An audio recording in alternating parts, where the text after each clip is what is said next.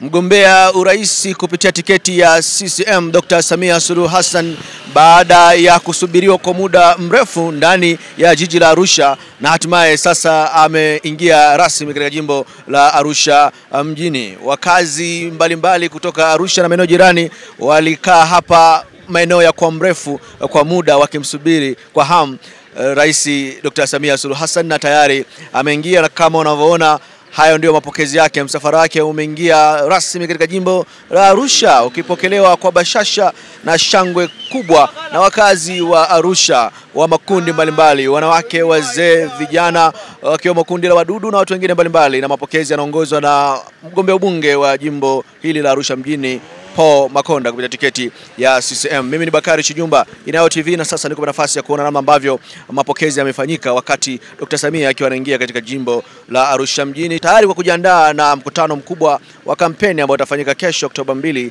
2025 katika uwanja wa Sheikh Amri Abeid.